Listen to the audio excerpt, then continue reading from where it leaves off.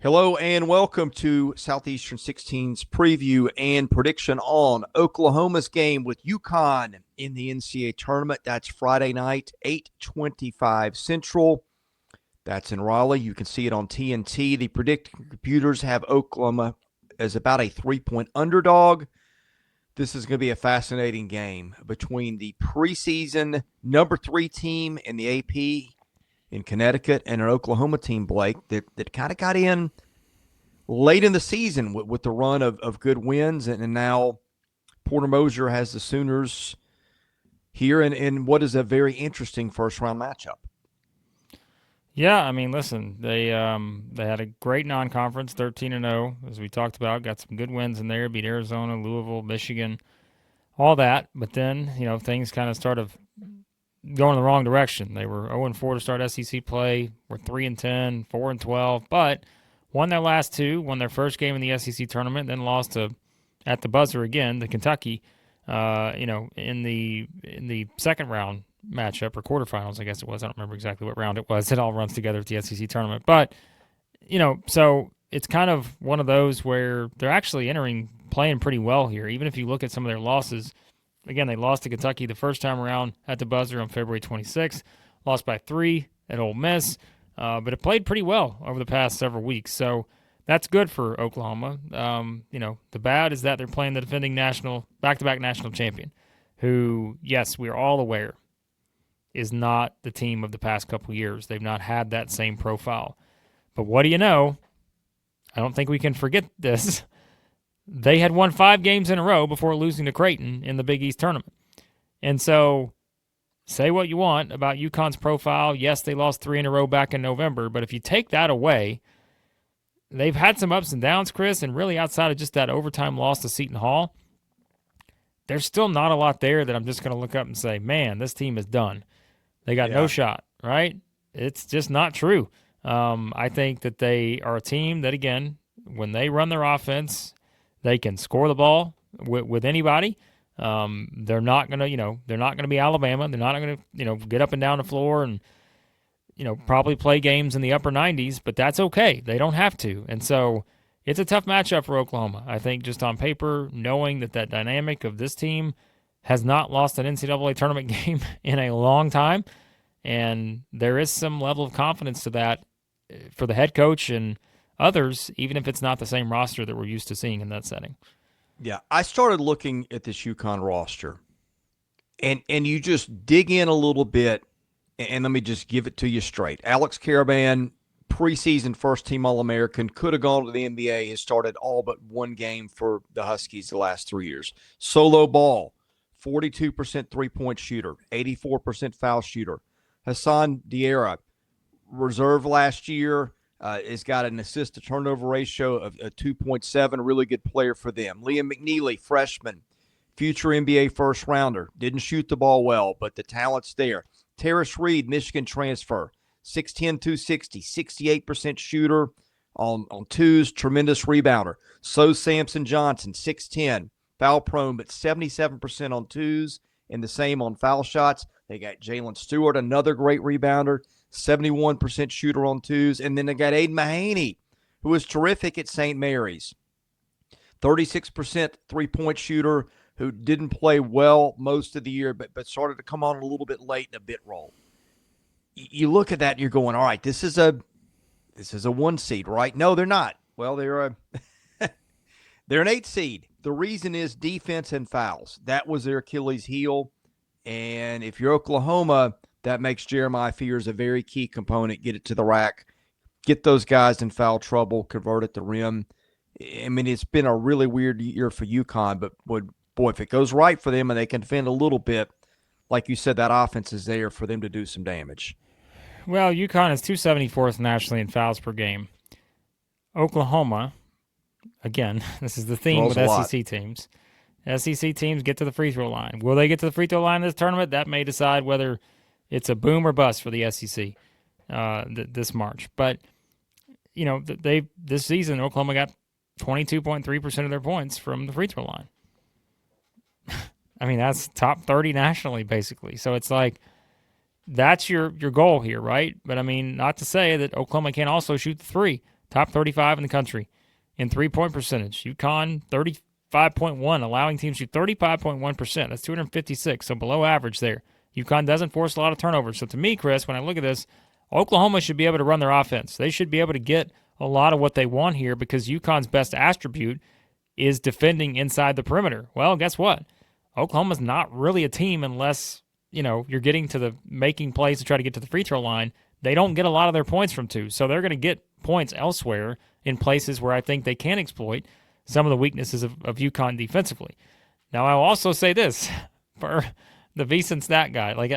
We have to put this within the context, right? So here's the example. I'm going to read it word for word. This is a team that has gone 12-0 in the last two NCAA tournaments with an average margin of victory of 21.7 points per game. They've won those 12 games by a combined 260 points, including wins by 15 and 17 in the title games. Smallest margin of victory, 13 points against Miami in the 2023 Final Four. They have allowed more than 60 points 3 times and more than 65 points just once in those 12 games over the past 2 years. So, again, I know it's different, and we keep saying that. That's the reason why, as you said, they're an 8 seed and not a 1 seed. But at the same time, can they find that defensive mojo that they found that really worked in those games, right? I think this could be a little bit different because Oklahoma, I do think, can be a very dangerous team offensively, especially with Jeremiah Fears leading the way. We've said it all season long. This guy is tremendous. Jalen Moore does a tremendous job, too, in terms of his ability to step out and make some shots. If they can just get going early, maybe get UConn on their heels a little bit, I like that because I think that's where, again, UConn's a very good offensive team, and I don't think you're going to completely hold them down for this whole game. So stylistically, it's a very fun one here between these two because I think there's a lot of ways it can go. And by the way, we didn't say it earlier, but just as a note, Oklahoma, as you said, a bit of an interesting underdog here at that 5.5 point number. Those always seem to be the ones in these kind of tournaments. That 4.5, 5.5 range can get a little interesting when we talk about it from the underdog's perspective. Yeah, I think the other guy to watch, and you mentioned him briefly, Jalen Moore is probably one of the more underrated players in the league, and he's just about every bit the scorer that Fears is. Fears is probably better at getting off his own shot and some things like that, but Moore was a little bit more of an efficient player and probably a more well-rounded player. So those are the two guys for Oklahoma that I think unquestionably are the best two. They've got good supporting cast. Duke Miles is a good player, a very efficient scorer. I think one thing that might hurt them a little bit is Sam Godwin. I think he's listed day-to-day. He's one of the biggest guys Oklahoma's got. They are size challenged against a team, again, that's got Terrace Reed and Samson Johnson is big dudes. That might be something to watch. I think if Sam Godwin plays, and he wasn't like one of their best players. He played 572 minutes, but he really contributed in a lot of areas. He was their best rebounder, was on the floor. That's something to watch too, because that could be a part that Oklahoma could really use against Connecticut. Yeah, and I'm glad you led me into that because I think this is where it comes down to the matchup for me, where I think UConn has a chance to win the battle in the front court, both just from a potential size matchup type advantage, but also I think rebounding is something that could really play a role here because they do what really well, Chris. They're great at getting offensive rebounds. Oklahoma does not really get a lot of second chance opportunities. Even if they did, I think this is the kind of UConn team that would prevent that from happening. So if UConn with their front court can sort of own the glass here, I think in all honesty that may be the deciding factor in this game. And I do think that's one where if I'm looking at it and saying, from Oklahoma's perspective, it's probably the rebounding numbers. Yeah. And just wondering if there's going to be enough there for them to get those looks. Because I mentioned it earlier, like in terms of like the percentages with UConn playing their best from 2-point percentage defense. It's because they're going to filter you in there.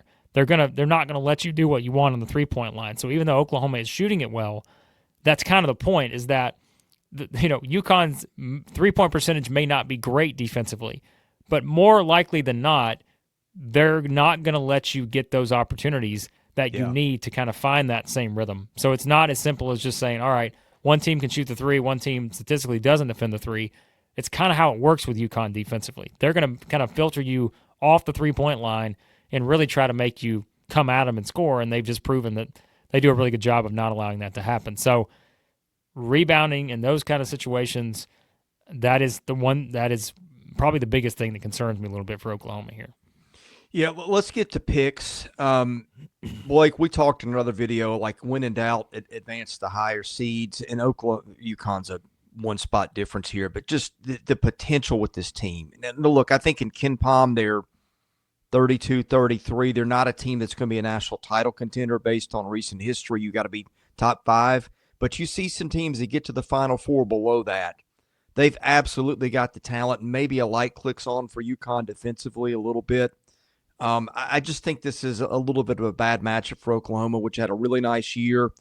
And if Godwin plays, that helps a little bit. But just I feel like objectively too much points to Connecticut here.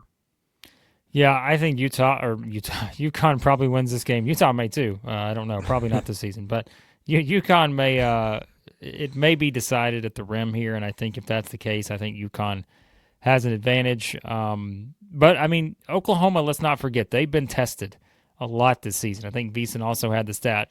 Oklahoma, 15 quad 1A games this year. That's tied for second most with Alabama. So in the nation. So that's only, trailing Alabama, nationally. So like they've been tested. They've been in these spots before. But listen, man, I'm gonna use the Ric Flair. Like to be the man, you got to beat the man. And until I see someone beat UConn, It's going to be really hard for me to pick against them. I don't care if it's Oklahoma. I don't care if it's Florida. We'll talk about that game if that's what we get. But it's just hard for me to pick against them until I see it happen. I know it's a different team, but I told you too, the VEASAN metrics, UConn checks all 17 boxes for a Cinderella qualifier for a team seeded. I think it's 6 or 7 seed or lower. They check every box for a team that can win multiple games in this tournament. And so I'm going to go with UConn 2 in this spot. And if we want to get our guy Max Barr's picks in here, he's also going to pick UConn. So Oklahoma fans, Southeastern 16 kiss of death. Trying to put it in play for you. We'll see if it plays out. But, yeah, we're all going to pick Oklahoma, it seems. UConn. Yeah, UConn. One more footnote. Oklahoma did play Michigan out of conference, 7-foot Danny Wolf, 7'1" Vlad Golden. They both stay on the floor a lot at the same time. So OU does have some experience beating a team that's outmanned it in the paint in terms of height and length. So just keep that in mind in case we're wrong. There was that. But anyway, also keep in mind you need to be playing bracket bids this NCAA tournament. Blake, tell us more about them. Bracket bids. Enter the free pick'em contest. Store Starter and Auction Draft League. Get it going before Thursday. You can find out more about how to set up your league and everything over there at Bracket Bids. For league play, use that promo code SC16 for 40% off. SC16, 40% off. Download the Bracket Bids app today or visit them at bracketbids.com. All right, we're previewing and recapping every game SEC teams play in the tournament. Best way to get that, hit the subscribe button and enable your notifications so you know when we come out with content. For Blake Lovell, I'm Chris Lee. God bless you. You've been watching our hoops content here at Southeastern 16.